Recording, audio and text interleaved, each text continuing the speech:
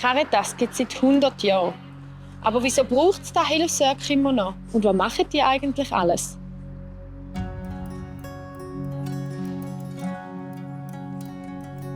Ich heiße Reza.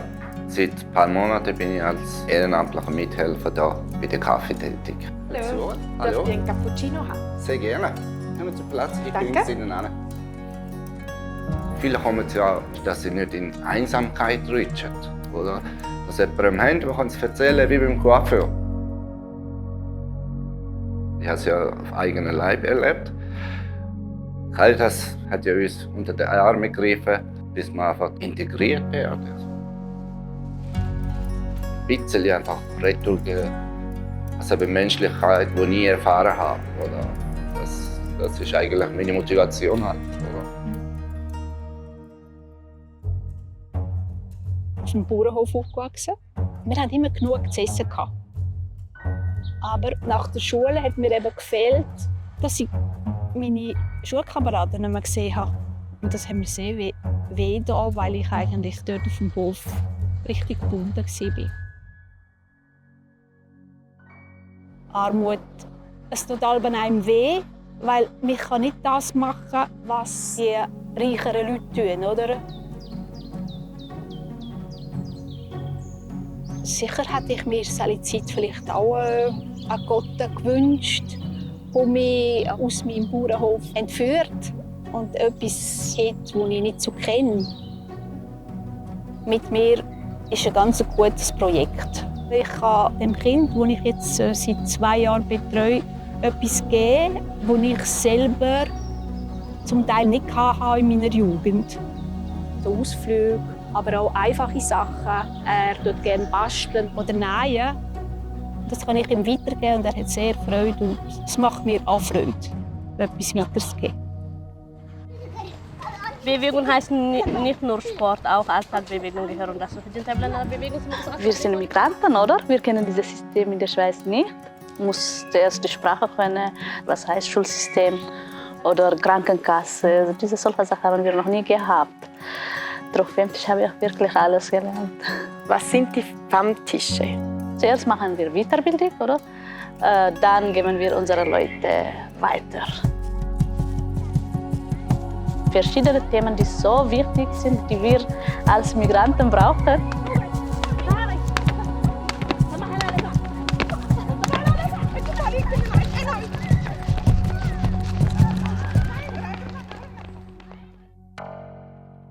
Die Energie ist teurer geworden, die Mieten gehen auf, es kommen Nebenkostenabrechnungen, wo wir weiss nicht, wie das zahlen.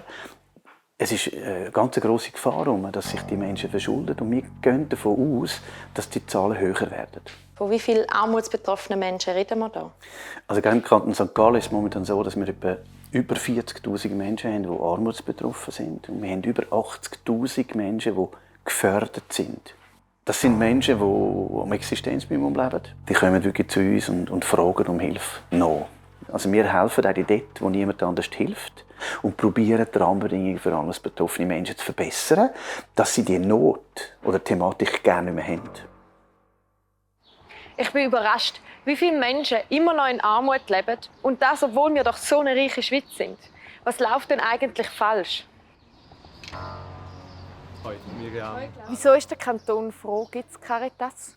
Für uns ist Caritas eine wichtige Stimme, die uns aufzeigt, wo ist vielleicht die Problematik von Armut, die wir vielleicht nicht sofort sehen. Hat die Politik versagt, dass Caritas auch nach 100 Jahren noch braucht?